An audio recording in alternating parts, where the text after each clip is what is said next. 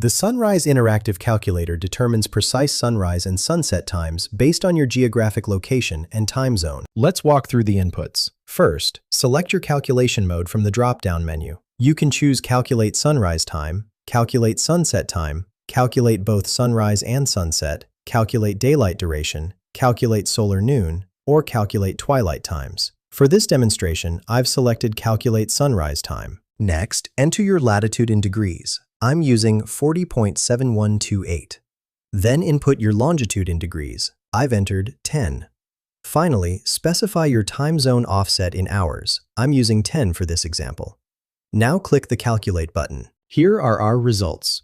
The sunrise time shows 0601. We also get the sunset time at 1806 and solar noon at 1203. The daylight duration is 12 hours and 5 minutes. Civil twilight start begins at 0533 and civil twilight end occurs at 1833. The solar elevation at noon reaches 48.75 degrees. The status confirms normal sunrise-sunset conditions, meaning our location experiences regular day-night cycles for the calculated date. This tool is essential for solar panel positioning, construction scheduling, and outdoor project planning. Find the link in the description below.